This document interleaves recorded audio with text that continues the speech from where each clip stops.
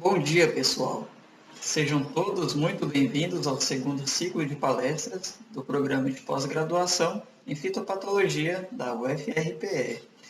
Hoje nós teremos a palestra intitulada Principais estratégias no manejo sustentável de doenças pós-colheita, a ser proferida pelo professor Dr. André Gomes, o qual é docente do nosso programa de pós-graduação e atua particularmente na área de patologia pós-colheita. Com vocês, o professor André. Bom dia a todos.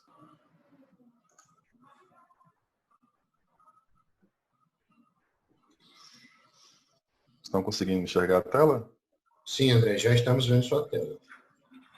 Ok, eu agradeço ao programa de pós-graduação em fitopatologia da UFRPE pelo convite. Para mim é sempre muito gratificante falar de patologia pós-colheita. E hoje nós vamos conversar um pouquinho sobre as principais estratégias utilizadas no manejo sustentável de doenças pós-colheita. Assim como eu faço na maioria das minhas apresentações, eu gostaria de iniciar contextualizando a patologia pós-colheita, a importância da patologia pós-colheita, não só dentro da fitopatologia, mas a sua importância social, a sua importância econômica. Em um país cuja agricultura ela é tão acentuada e tão importante na geração de renda, na geração de emprego, as etapas da produção que vão da colheita até a mesa do consumidor, elas não podem ser negligenciadas. O Brasil, ele destaca-se mundialmente entre os principais produtores de frutas, com a produção média girando em torno de 38,7 milhões de toneladas anuais. Então, anualmente a gente está produzindo cerca de 40 milhões de toneladas de frutas.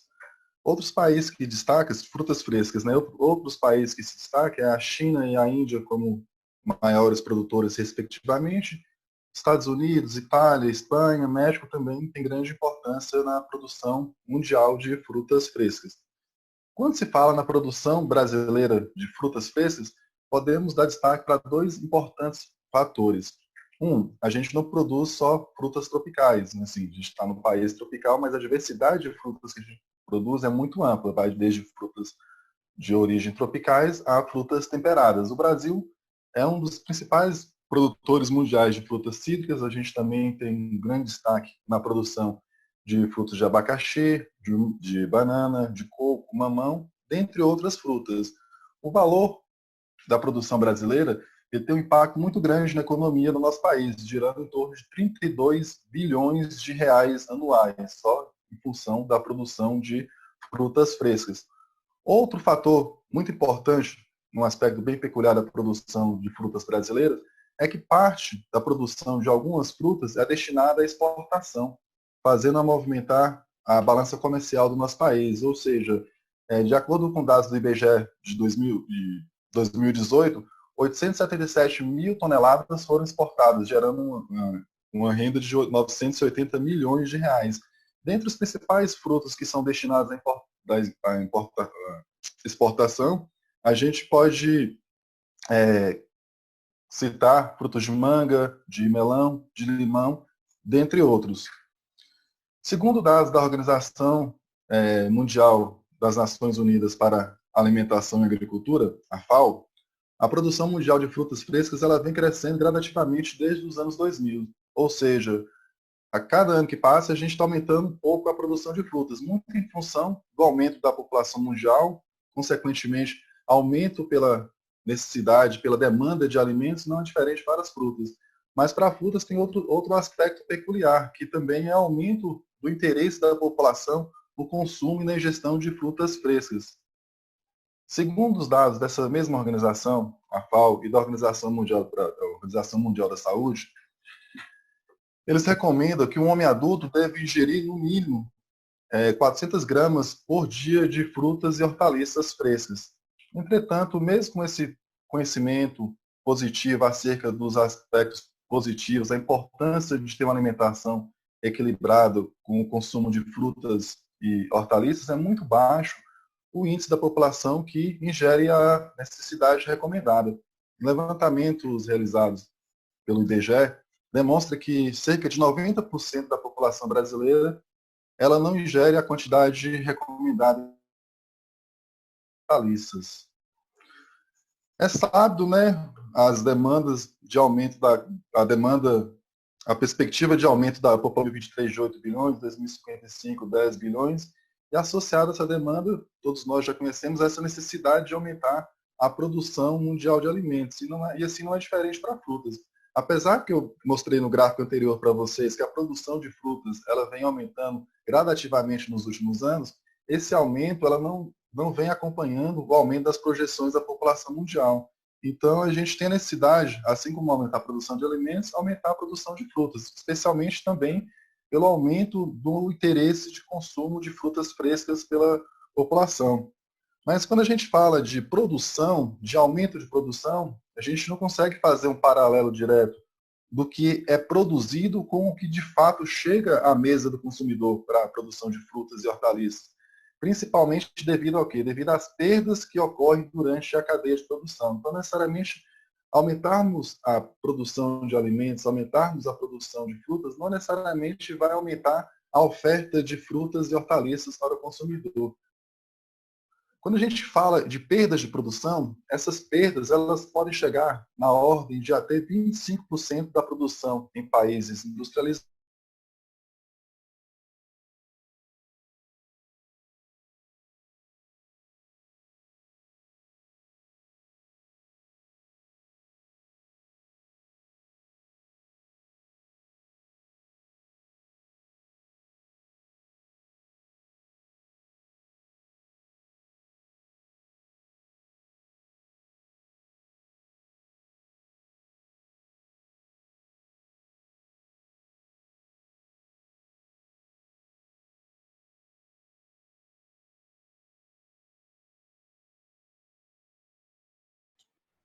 André, a sua conexão está instável, André. Está cortando um pouco.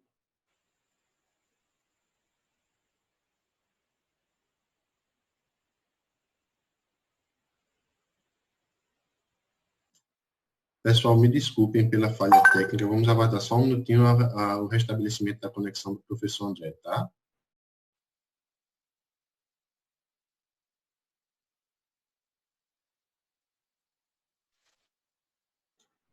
André? Alô, voltou. Estão me escutando agora? Estamos escutando, por favor. Pode continuar. Então, dando continuidade, né, falando do custo das perdas para o Brasil, as perdas pós-colheita têm um custo de 600 milhões de reais por ano, apenas no setor varejista, descartando as perdas que são absorvidas pelos produtores e as perdas que são absorvidas pelos consumidores. André, me desculpe interromper, mas eu, pelo menos, não estou vendo sua projeção, tá? Tem que compartilhar. Ok, e agora, Marco? Agora voltou sim. Muito obrigado, André. Desculpe mais uma vez. Ok, eu peço desculpa, pessoal, pela conexão aqui. Realmente está bem instável. Mas a gente vai conseguindo passar. Vai sim. Vamos lá, por favor. Então, quais as principais causas de perdas de produtos hortícolas? Essas perdas elas podem estar associadas a fatores indiretamente ou indiretamente a manejo da cultura no campo, a maus práticas durante os processos de colheita, embalagem, transporte, armazenamento. Essas perdas podem ser em função de distúrbios fisiológicos, podem ser em função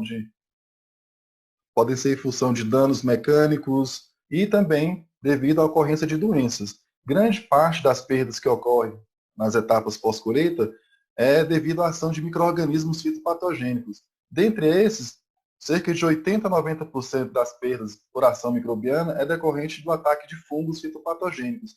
Aqui a gente pode exemplificar alguns sintomas e alguns fungos fitopatogênicos que causam perdas nas etapas pós-colheita, como, por exemplo, a pinta preta da goiabeira, da goiaba, causada por Guinard piscide, podridões em frutos de melão, em abóbora, causada por fusário, é um importante fitopatógeno também associado à pós-colheita. Podridão negra da cenoura, causada por Chelabiopsis. Podridões causadas por Rhizopus e Stolonifer em morango e dentre outros frutos. Esse fitopatógeno é bastante prolífico, ataca uma diversidade ampla de culturas. Podridão causada por Monilha frutícola e pêssego, dentre outras culturas também. Podridão de alternária em frutos de morango. Antracnose em tomate. Então, existe uma diversidade muito grande de fitopatógenos que podem estar associados a frutos e hortaliças, causando danos, causando lesões, sintomas e, consequentemente, causando perdas nas etapas de produção após a colheita. E o que a gente pode fazer para contornar essas perdas, para diminuir essas perdas que ocorrem devido à ação microbiana? Quais as principais estratégias de manejo que a gente pode utilizar para diminuir as perdas pós-colheita? Mas antes de falar de estratégia de manejo, é essencial que a gente tenha o conhecimento do que as doenças pós-colheitas, elas são decorrentes de dois tipos de infecção. A infecção imediata, que nada mais é do que o contato do patógeno com o hospedeiro pode acontecer em qualquer fase, em qualquer etapa da produção, seja no campo, durante a colheita, o transporte, ou mesmo após a colheita, no armazenamento, no ato de comercialização. Assim que já ocorre o contato do patógeno com o hospedeiro, o patógeno ele inicia seu processo de infecção, desencadeando o desenvolvimento dos sintomas. E os tipos de infecção que sente, onde normalmente o patógeno entra em contato com o hospedeiro no campo, e o desenvolvimento dos sintomas ocorre nas etapas pós-colheita. O patógeno ele fica, entre aspas, no estágio dormente, até que crie condições favoráveis ao seu desenvolvimento. E que condições são essas? Principalmente associadas ao amadurecimento e senescência desses frutos. E qual a correlação, então, de tipos de infecção com o manejo de doenças? Normalmente, então, a gente fala de doenças pós-colheita, normalmente a gente observa essas doenças onde? Nas etapas pós-colheita, já no packing house, já no packing house, já durante a comercialização, não no campo. Entretanto, grande parte dessas doenças, o início do desenvolvimento da doença, ela acontece no campo. Então, quando a gente fala de manejo de doenças pós-colheita, a gente não pode direcionar as nossas práticas de manejo simplesmente para etapas pós-colheita, visto que grande parte das doenças, o contato do patógeno hospedeiro, a presença, a fonte de inóculo inicial, o início do processo de infecção ocorre no campo.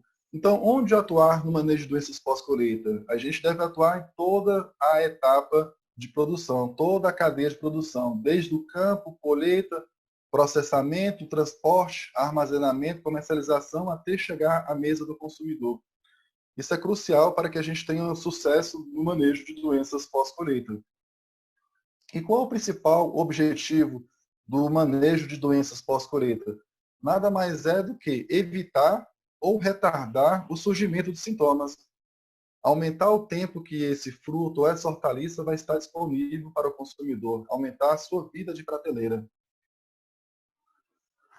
De uma forma geral, existe uma diversidade grande de estratégias a serem utilizadas para o manejo de doenças pós-colheita. Entretanto, na prática, essas estratégias elas vão em função principalmente da sua eficiência, do seu custo e do destino desse produto a ser tratado, o destino do fruto ou da hortaliça. Por que em função do destino? Por exemplo, a produção de mangas, a produção de manga, de uva, de outras frutas destinadas à exportação, principalmente ao mercado europeu, tem diversas restrições quanto aos produtos que a gente utiliza para o controle de doenças pós-colheita. Produtores de manga no Vale do São Francisco, por exemplo, estão passando por uma grande dificuldade para a exportação dos seus produtos para a Europa. Não em função da exportação, mas a dificuldade para manejar o quê? Manejar a podridão peducular e a antracnose, devido ao quê? Devido à legislação europeia, que não permite resíduos de fungicidas que são registrados aqui no nosso país. Então, hoje não tem nenhum fungicida que seja registrado no nosso país para controle dessas doenças, que é aceitado na comunidade europeia. Então, vem limitando o uso dessa estratégia de manejo para essas doenças quando a produção é destinada a esse mercado. Quais são as principais estratégias? De forma geral, as principais estratégias utilizadas no manejo de doenças pós-colheitas é o uso de produtos químicos, ou seja, aplicação de fungicidas, aplicação de compostos sanitizantes, que diminuem a atividade microbiana na superfície, o crescimento de micro-organismos na superfície, o uso de métodos físicos, seja a utilização de baixas temperaturas ou altas temperaturas, radiação ionizante, dentre outras estratégias. Eu vou falar um pouquinho de cada estratégia dessa. Os métodos culturais que vão interferir no ciclo patógeno hospedeiro ali no campo, desfavorecendo as condições ideais para o desenvolvimento de patógeno, o uso de produtos biológicos também vem crescendo bastante e, de forma geral, vem emergindo outras estratégias que vão sendo disponibilizadas para o manejo de doenças pós-colheita, como a aplicação de gás ozônio, o uso de biofilmes comestíveis, como, por exemplo, a quitosana, o uso de sais orgânicos, sais inorgânicos, o uso de óleos essenciais e o uso de compostos voláteis antimicrobianos. De uma forma geral, a principal estratégia utilizada no manejo de doenças pós-colheita é a aplicação de fungicidas, seja a sua aplicação antes da colheita ou após a colheita. Quando a aplicação ela ocorre antes da colheita, normalmente essa aplicação ela é direcionada para o estágio fenológico da cultura, na qual ela é mais suscetível à infecção, buscando principalmente manejar ou controlar as infecções quiescentes. Então, o direcionamento dessas aplicações, é lógico que vai de acordo com a recomendação para cada cultura, cada produto, cada cultura, mas de uma forma geral, o direcionamento é para as etapas de florescimento e início do desenvolvimento dos frutos. Aqui a gente tem exemplo de alguns ingredientes ativos que são utilizados no manejo de doenças pós-colheitas aplicados no campo. Tiofanato metílico, ciprodinil, iprodiona, pirimetanil, dentre outros ingredientes ativos. Quando a gente fala já de manejo de doenças pós-colheita através da aplicação de fungicidas após a colheita, normalmente os frutos já colhidos em packing house, eles são submetidos e imersos em tanques contendo soluções fúngicas. Ou seja, então esses frutos são colhidos, são imergidos em soluções fúngicas, mas quando a gente compara a quantidade de produtos registrados no Ministério da Agricultura para tratamento pós-colheita através da imersão dos frutos, o número de produtos é muito mais baixo quando comparado para aplicação no campo. Como exemplo, a gente tem o imazilio, diclorana, chabendazol, dentre outros, que vão desde fungicidas sistêmicos a fungicidas de contato e também com a variação na classificação toxicológica. Variação que apresentam, tem disponibilidade de registro de fungicidas cuja classificação toxicológica é 1, extremamente tóxico, até classificação toxicológica 5, ou provável de causar dano agudo à saúde humana. Outra estratégia utilizada no manejo de doenças pós-colheita, que também é a estratégia química, é a utilização de compostos sanitizantes, de agentes antimicrobianos, que tem como intuito diminuir a atividade microbiana na superfície de frutos, diminuir a atividade e o crescimento microbiano na superfície de frutos, hortaliças e implementos, caixas, embalagens utilizadas no processamento desses produtos. Então, é muito comum a lavagem de frutos, de hortaliças com hipoclorito de sódio, hipoclorito de cálcio, de dióxido de cloro, inibindo a atividade microbiana, diminuindo principalmente a fonte de inóculo e inibindo o desenvolvimento de fitopatógenos que possam estar associados à sua superfície. Para a desinfestação de embalagens e utensílios utilizados no manuseio desses produtos hortícolas, é muito comum a utilização de produtos halogenados, de quaternário de amônio, aplicação de formaldeído, ácido paracético, dentre outros, diminuindo também, agindo também principalmente na fonte inicial de inóculo do fitopatógeno. Outro método muito comum no manejo de doenças pós-colheita, talvez seja o método mais antigo, a estratégia mais antiga é a refrigeração. A utilização de baixas temperaturas, ou seja, manter os frutos, hortaliças, manter, preservar e transportar em ambientes com baixa temperatura. Normalmente usa-se câmaras de frigorefrigeração, na qual essas temperaturas ela interfira no ciclo do patógeno, interfira no desenvolvimento do fitopatógeno, temperatura que desacelera o metabolismo do fitopatógeno e, com isso, acarreta também na diminuição da severidade da doença e do processo infeccioso como um todo. Entretanto, é necessário ter bastante cuidado na utilização dessa estratégia devido aos possíveis danos fisiológicos que possam ocorrer nos frutos ou na hortaliça devido à sua exposição às baixas temperaturas. Então, é necessário ter um conhecimento da temperatura ideal que possa manter esses produtos hortícolas sem causar nenhum distúrbio fisiológico. Para abacaxi, por exemplo, a temperatura ideal é até 10 graus Celsius, para manga 12 graus Celsius, banana 14 graus, mamão 10, uva já varia de 0 a 3, então tem que ter um cuidado maior, principalmente na manutenção de frutas tropicais em baixas temperaturas, para evitar distúrbios fisiológicos. Aqui a gente pode observar o efeito da temperatura no manejo da pinta preta em goiabas Kumagai. Aqui a gente observa frutos de goiabas Kumagai que foram inoculados com Guinar de Pside. Na imagem à esquerda, a gente mostra a fruta que foi mantida em ambiente sem refrigeração, onde podemos observar o desenvolvimento da doença, os sintomas da doença. E na imagem à direita, a gente observa o fruto que foi inoculado e mantidos em ambiente com refrigeração. A gente observa que não ocorreu o desenvolvimento dos sintomas, mostrando então a eficiência da refrigeração para o manejo de pinta preta em goiabas da variedade Kumagai. Outra estratégia também que vem sendo adotada, associada à temperatura, é a termoterapia. Nada mais é do que a utilização de água quente através da imersão ou pulverização dos frutos, ou a exposição desses frutos a vapor aquecido, ar aquecido, com o intuito também de diminuir a carga microbiana na superfície desses frutos.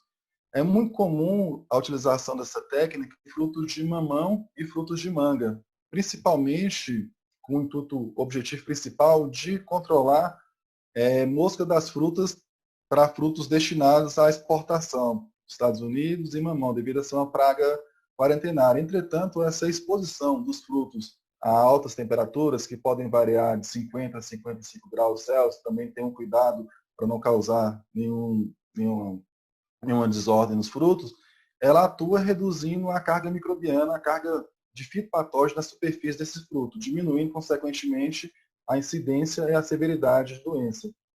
Aqui a gente tem alguns tanques, que são o tanque que é utilizado para fazer esse tratamento, a gaiola contendo as caixas onde os frutos normalmente são depositados, e essa gaiola ela é imersa no tanque maior, contendo água na temperatura adequada para cada fruto. Esse tratamento ele, então acaba também atuando, diminuindo o inóculo inicial na superfície dos frutos. Então, diminuindo a atividade de fitopatógeno na superfície, consequentemente, vai diminuir também a incidência e a severidade de doenças. Outro método também que é muito utilizado no manejo de doenças pós-colheita é a utilização da atmosfera de preservação. Então, ou seja, a utilização de atmosfera controlada ou a atmosfera modificada, que nada mais é do que modificar a atmosfera na qual esses frutos estão preservados, são mantidos. Na atmosfera controlada, normalmente é realizados em câmaras atmosféricas, então esses frutos são preservados, mantidos ou tratados nessas câmaras, onde ocorre a alteração dos gases de forma controlada, ou seja, faz a promoção do aumento da concentração de CO2 e a diminuição da concentração de oxigênio. Também é muito comum a remoção de etileno, né, que é um fito-hormônio que está associado, produzido pelos frutos, está associado aos processos principalmente de amadurecimento e senescência. E a atmosfera modificada, que seria nada mais do que a modificação também da atmosfera, mas em função do próprio metabolismo vegetal. Durante as etapas de amadurecimento e senescência, o principal processo fisiológico que ocorre é a respiração, ou seja, acontece o consumo de CO2 e o aumento da concentração de CO2.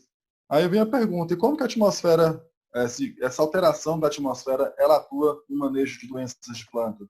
Ela atua em dois aspectos. O primeiro aspecto, ao reduzir os processos de amadurecimento do fruto, retardar o amadurecimento e senescência, ele permite que o fruto fique com a maior firmeza, diminuindo o afrouxamento dos tecidos, que permitiria uma maior suscetibilidade ao ataque de fitopatógenos. Ou seja, então, retardando esse processo de amadurecimento, as substâncias pépticas lamela média, elas vão demorar mais para estarem solúveis e expostas ao ataque de enzimas pectinolíticas dos fitopatógenos. Isso promove, então, o aumento da resistência desses frutos à infecção dos fitopatógenos.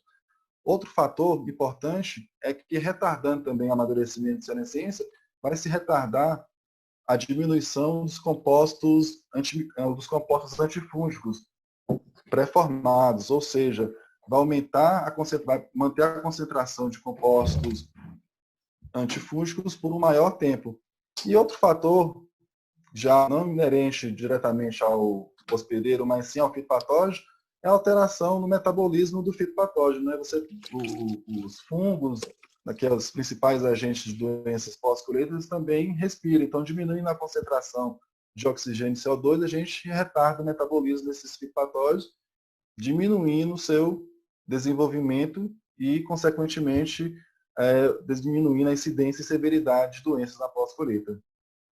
Associado à alteração na atmosfera, como aumento da concentração de CO2 e diminuição da concentração de oxigênio, vem sendo muito utilizado também a aplicação de ozônio. Então, várias câmeras atmosféricas estão sendo acopladas com geradores de ozônio, com o intuito de aumentar a concentração de ozônio. Então, aqui a gente já vê uma câmera atmosférica na qual usa-se o método da baixa temperatura, associado também à aplicação de gás ozônio. O gás ozônio ele vem sendo demonstrado inibitório ao desenvolvimento de importantes fitopatógenos também.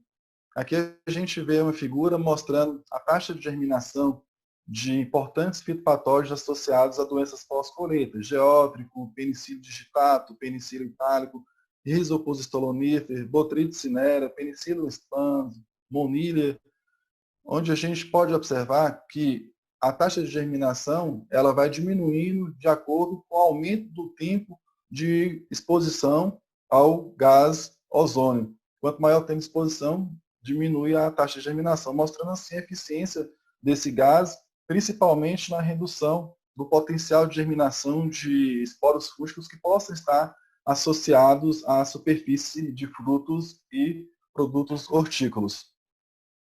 Outro método também físico que vem sendo estudado desde a década de 50 é a utilização de radiação ionizante.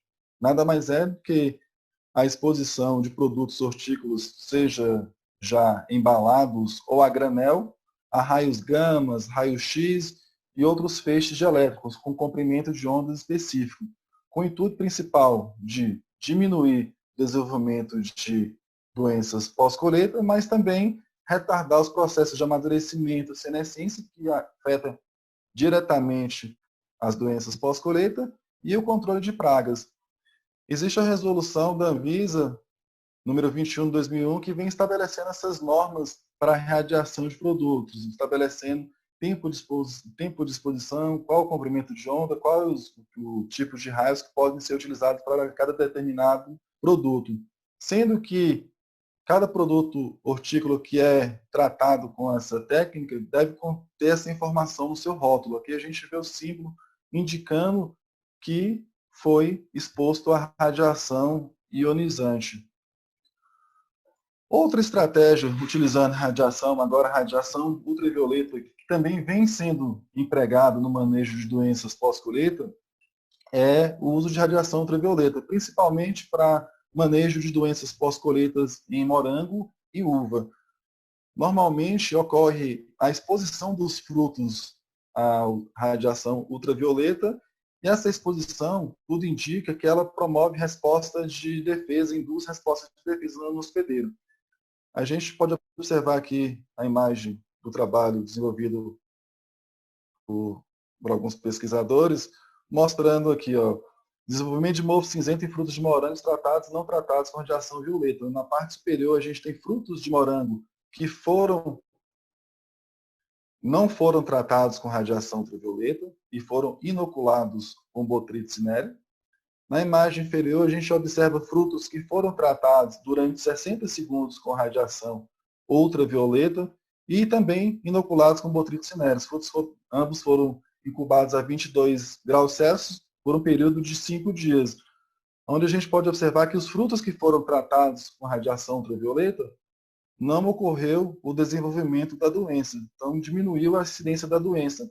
E essa diminuição, ela pode estar associada a dois fatores, como eu falei no início, a resposta de indução do hospedeiro, principalmente quando o tratamento ele ocorre antes da inoculação do fitopatógeno. Então, o fitopatógeno não teve contato nenhum à exposição da radiação ultravioleta, ou também, quando o fitopatógeno tem contato com a radiação violeta, ela tem ação germicida, né, promovendo mutação no seu DNA, promovendo a morte do fitopatógeno.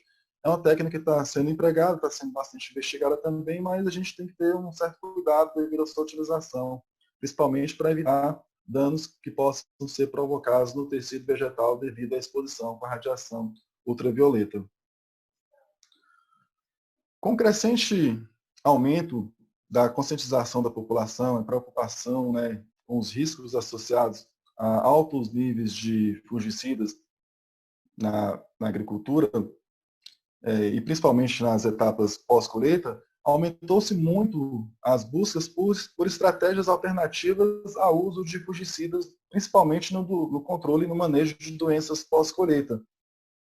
E uma das estratégias que vem sendo ainda bastante investigada é o uso de micro-organismos antagonistas. Então, na década de 90, principalmente, início dos anos 2000, houve um boom de pesquisas direcionadas a prospectar micro-organismos com potencial antagonistas que têm a capacidade de suprimir ou inibir o desenvolvimento de importantes patógenos associados a doenças pós-colheita. Aqui a gente tem uma tabela com alguns importantes antagonistas que foram prospectados, o fitopatógeno na qual ele tem eficiência e o fruto hortaliça que ele possa ser utilizado para controle.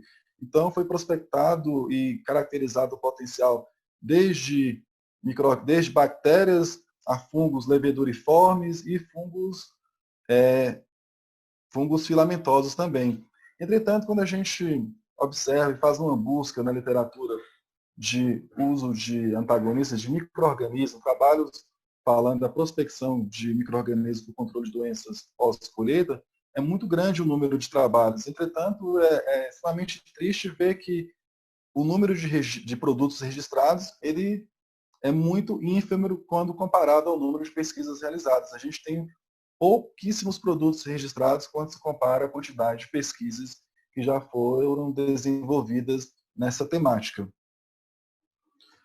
A gente não pode, então, falar de estratégias de manejo de doenças pós-colheita sem falar dos métodos culturais, principalmente sabendo que algumas doenças, grande parte das doenças pós-colheitas, ela ocorre inicialmente o desenvolvimento no campo. Então, os métodos culturais que busquem alterar as condições favoráveis ao desenvolvimento do fitopatógeno, eles são cruciais no manejo de doenças pós-colheita.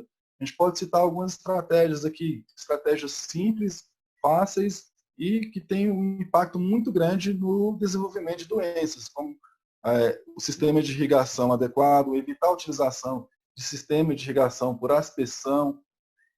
Parece ser bobo mostrar essa imagem, falar de dimensionamento de sistema de irrigação adequado, mas quando a gente observa no campo, não chega a ser tão bobo. A quantidade de produtores que utilizam um sistema de irrigação por aspersão, onde que vai promover um molhamento foliar, molhamento do fruto, que vai favorecer as condições de desenvolvimento do fitopatógeno é muito grande. Então, o contato direto do filme de água com fruto pode estar atuando na dispersão do fitopatógeno no campo, pode estar formando um filme de água que vai favorecer o desenvolvimento de bactérias fitopatogênicas e também a germinação de fungos fitopatogênicos.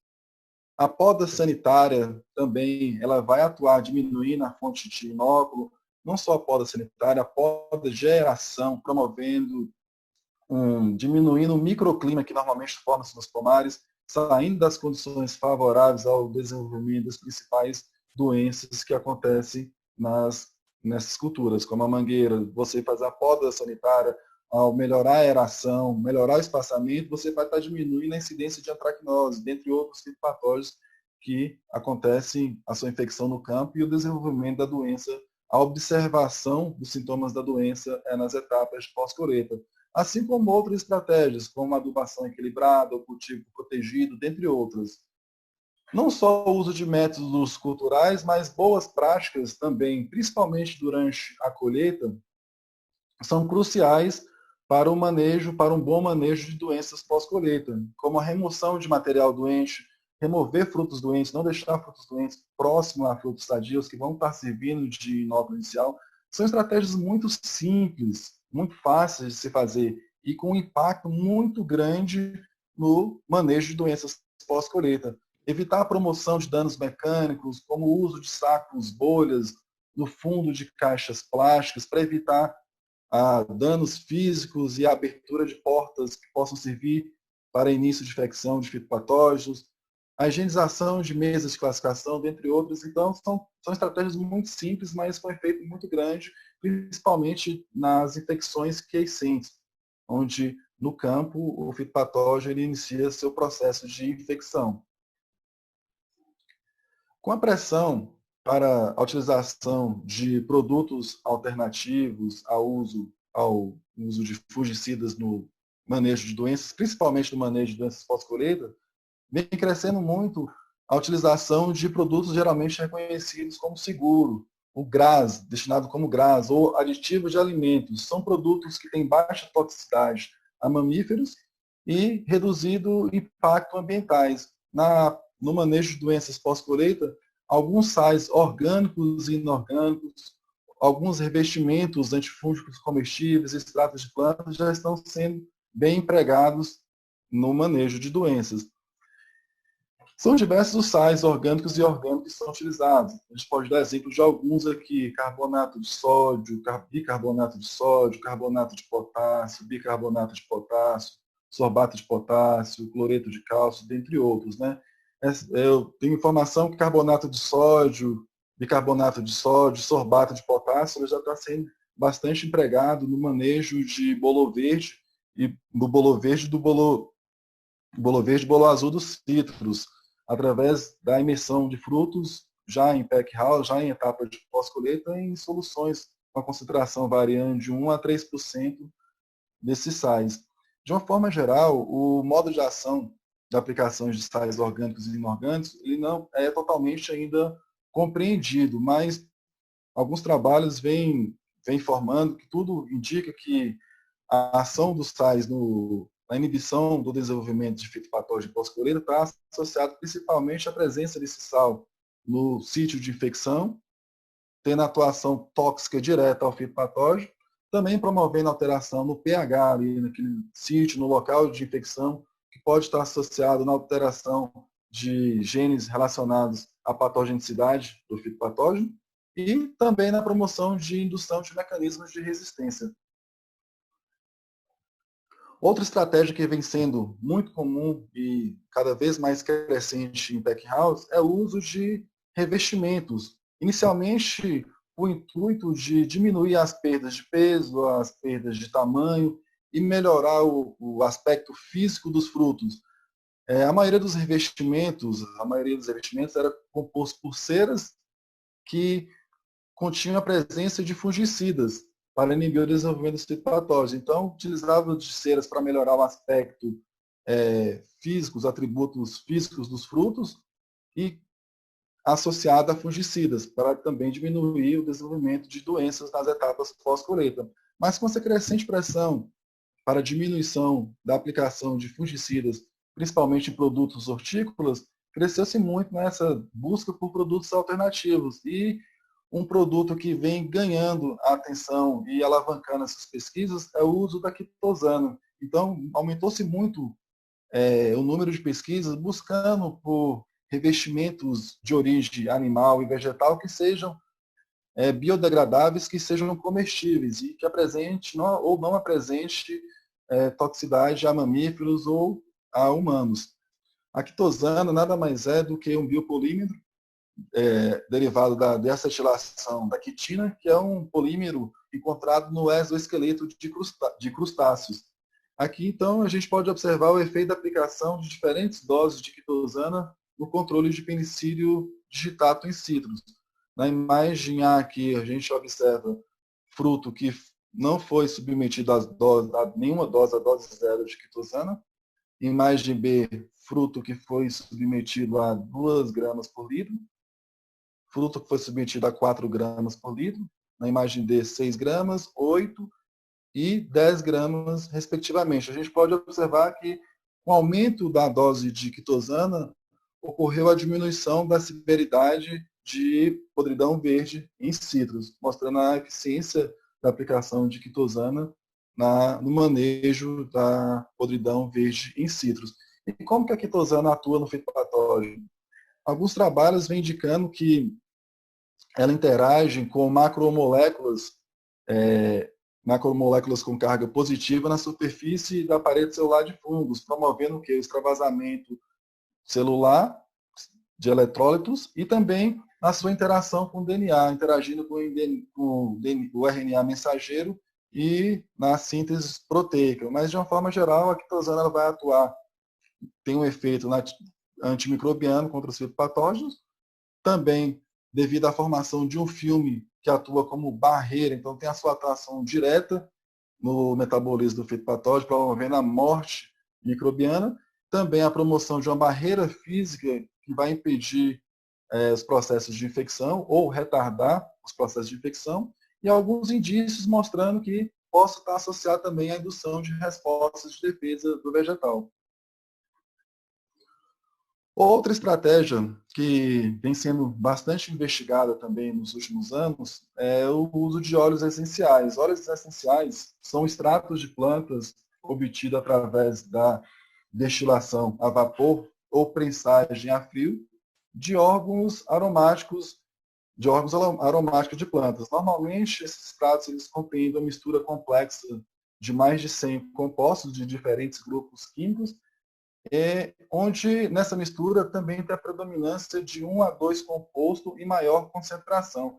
Composto esse que normalmente dá as características de odor, flavor, e é o ingrediente ativo que tem atividade antimicrobiana frente a fitopatógenos. Então, vem sendo investigado o uso de óleos essenciais de diversas plantas, principalmente plantas utilizadas na medicina, plantas condimentais e plantas utilizadas na medicina alternativa, desde menta, tomilho, orégano, eucalipto, plantas cítricas também. Então, a diversidade de plantas cujos óleos essenciais estão sendo testados para o manejo de doenças pós-colheita é alta.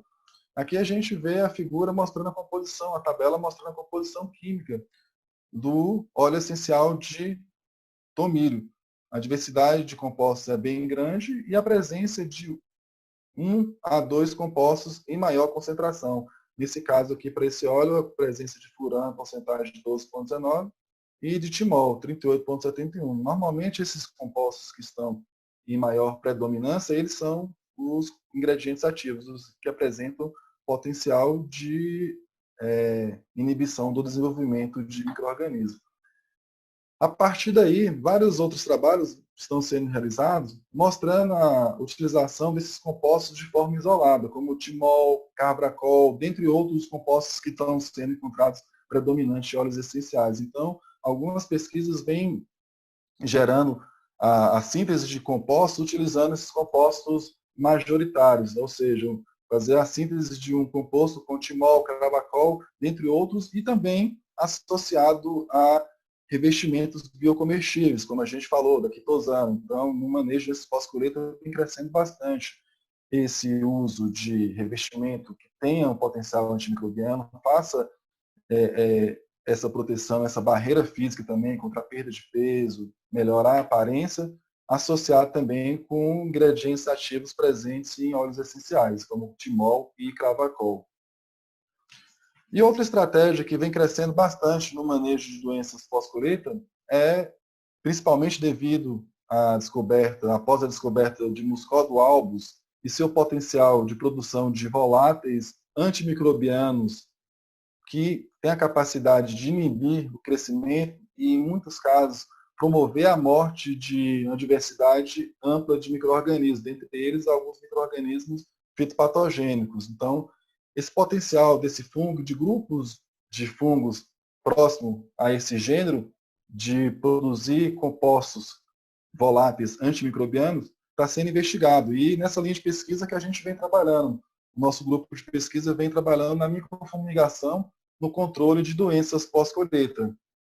Essas pesquisas elas foram iniciadas no final do meu doutorado, junto com um grupo de pesquisa do professor Olinto, da Universidade Federal de Viçosa, onde inicialmente a gente começou com um trabalho de bioprospecção de fungos produtores de voláteis antimicrobianos. Então a gente pensou, a gente precisava obter isolados para que a gente testasse o seu potencial e estabelecesse uma estratégia de utilizar esse potencial no manejo de doenças pós-colheita. Mas onde encontrar esses fungos que emitem voláteis antimicrobianos? Eles podem estar presentes em qualquer habitat, em qualquer nicho ecológico, por mais dos diversos ambientes. Então, a gente imaginou que a sua habilidade de emissão de voláteis antimicrobianos, ele conferia a esses isolados uma capacidade adaptativa, uma vantagem em ambientes com alta diversidade ou mesmo em sítios exclusivos. A partir daí, a gente buscou isolar fungos presentes em material vegetal em decomposição, serrapilheira, buscando isolar fungos saprofíticos e também isolar fungos presentes em plantas utilizadas na medicina alternativa, buscar fungos endofíticos em plantas utilizadas na medicina alternativa, onde talvez a presença desses fungos possa conferir alguma vantagem adaptativa também para o seu hospedeiro. Então, obtivemos material vegetal, tanto de serrapilheira como de plantas utilizadas na medicina alternativa em fragmentos de Mata Atlântica, na zona da Mata de Minas. Esse material foi coletado, encaminhado ao laboratório, esse material foi lavado, desinfestado, realizou-se uma desinfestação inicial com álcool e hipoclorito, e posteriormente procedemos com o isolamento dos fungos presentes, através da técnica de isolamento seletivo, onde utilizamos placas de Petri com uma subdivisão. Para fazer esse isolamento seletivo, era necessário que a gente tivesse um isolado testador, um isolado cuja produção de voláteis antimicrobianos seja conhecida. Então, a gente entrou em contato com o Gary Strobel e ele nos encaminhou um isolado de Muscódo albus, na qual cultivamos esse isolado aqui, cujo potencial de produção de voláteis é conhecido, durante 10 dias, um dos lados da placa subdividida, e posteriormente a esses 10 dias, com a colônia já ativa e hipoteticamente liberando voláteis antimicrobianos, a gente colocou fragmentos de serrapilheira já desinfestados e fragmentos de plantas endofíticas. Do outro lado da placa, essa placa foi vedada e incubada. Hifas fúngicas emergindo desses fragmentos, então, foram repicadas e a gente conseguiu montar um banco de uma coleção de fungos. Dessa coleção de fungos que a gente obteve com essa técnica simples de cultivo paralelo, nós agora queremos averiguar o potencial dos isolados que obtivemos contra alguns fitopatógenos, fazer um teste de screen para ver se esses isolados a gente direcionou, tentando direcionar para fungos que sobrevivam aos voláteis emitidos por Muscódo albus, mas a gente não tinha certeza se nossos isolados que sobrevivem aos voláteis emitidos, eles também tinham essa capacidade de produzir voláteis antimicrobianos. Então a gente fez um screen para a produção de voláteis antimicrobianos, confrontando agora os nossos isolados contra 3 importantes fitopatógenos associados a doenças pós-colheita, contra o coletótricos acutato, contra Aspergillus ocráceus e contra Rhizopus stolonifer.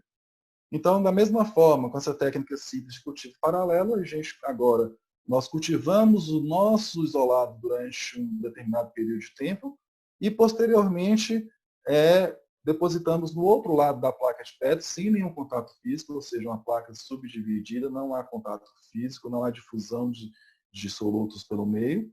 Colocamos isolado fitopatogênico. Normalmente, também selamos essa placa, incubamos e observamos se nosso isolado ele teve algum efeito na inibição do crescimento de um desses fitopatógenos testados.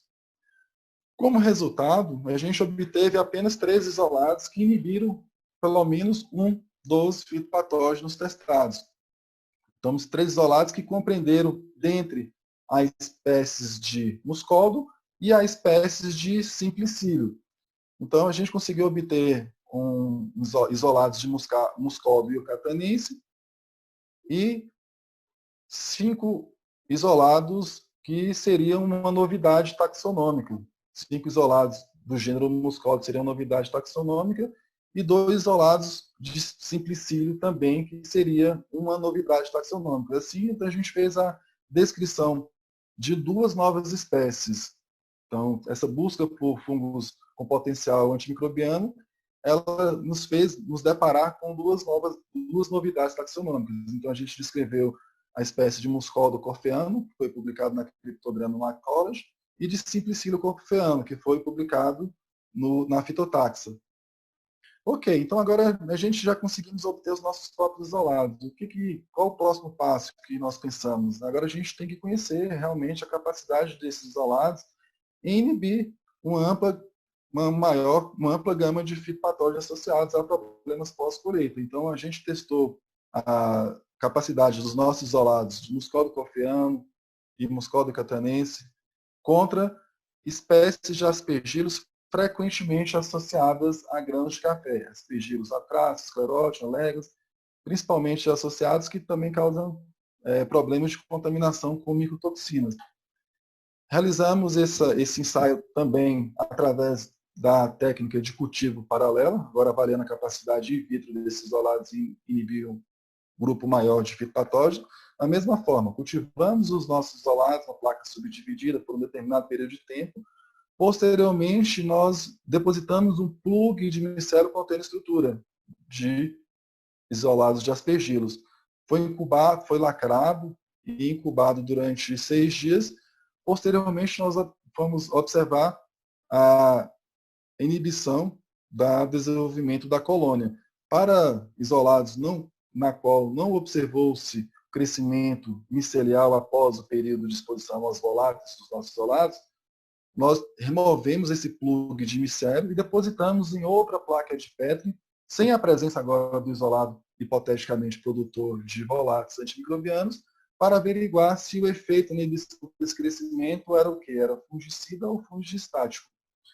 Como resultado, a gente tem nossa figura aqui, mostrando que Muscóvio corfeano, CDA 741 e SG01, eles foram mais eficientes na inibição dos isolados de aspergilos, ou seja, esses 2 isolados, eles inibiram o crescimento de todas as espécies de aspergilos testadas, seja a inibição total no crescimento, na maioria das vezes, ou a inibição parcial.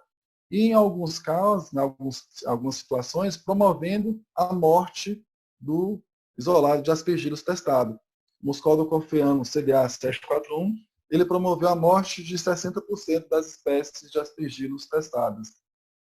Ok, então agora a gente já tinha o conhecimento do potencial. Aqui tem a imagem descrevendo esse ensaio que nós fizemos de atividade antimicrobiana, onde a gente observa aqui na imagem A1 aspergilos ocráceo, tanto na parte inferior quanto superior da placa subdividida. Esse aqui era o nosso tratamento controle. Então, aspergilos ocráceos crescendo. O nosso isolado de Muscóvio corfeano CBA 741. O plug de micélio na qual tinha estruturas de aspergilos ocráceos, onde a gente observa que não houve o crescimento de aspergilos ocráceos quando exposto aos voláteis emitidos por Muscóvio corfeano CDA 741. Aqui nosso tratamento controle, mostrando crescimento da colônia de aspergilos, e aqui não houve crescimento da colônia. Assim como ocorreu para aspergilos tamari, aspergilos sclerotiorum e aspergilos flavus. Então, agora com o conhecimento, né, do potencial in vitro desses isolados inibir fungos fitopatogênicos, principalmente espécies de aspergilos, agora a gente precisava ter o conhecimento de o que estava presente na mistura de voláteis emitida por esses isolados. Então, nós utilizamos ensaios de cromatografia gasosa associada com espectrometria de massa para avaliarmos e identificarmos os possíveis compostos presentes na mistura de cada isolado. Para isso, nós cultivamos nossos isolados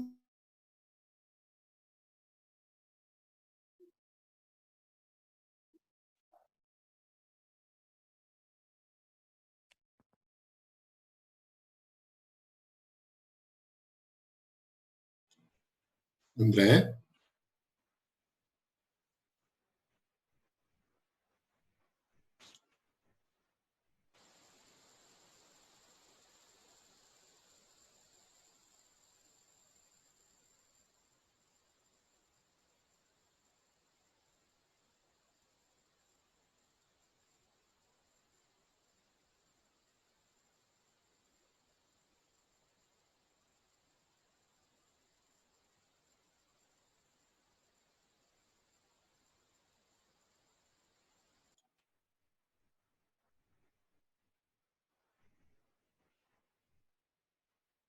Pessoal, por favor, só um minuto, que eu acredito que houve uma falha técnica novamente e a conexão do professor André caiu. Só um instante, por favor.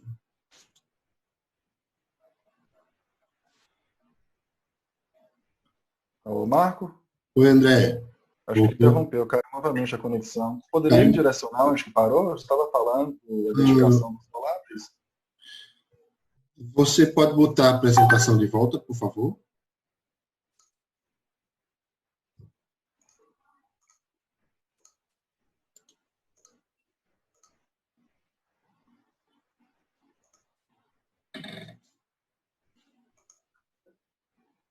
Pronto. Já estamos vendo, já estamos vendo.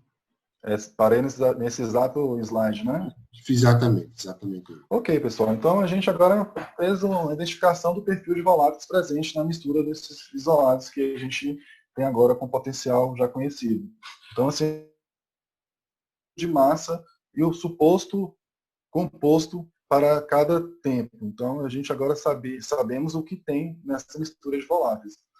Então, com esse conhecimento, a próxima etapa que a gente avançou um pouco mais foi na verificação desse potencial desses isolados e inibir agora em vivo o desenvolvimento de fitopatógenos associado a problemas pós-colheita. Então, a gente realizou um ensaio de microfumigação de grãos de café inoculados com aspergilos ocráceos, ou seja, testar o potencial do isolado Muscodocophaeano CDA 741 para inibir o desenvolvimento de aspergilos ocráceos em grãos de café. Nosso resultado é que a gente observa aqui na nossa figura, onde a imagem A1 e A2 são grãos de café inoculados com aspergilos ocráceos não microfumigados, então controle 1, então não passou por nenhum tratamento, não foi inoculado aspergilos ocráceos, não foi microfumigado.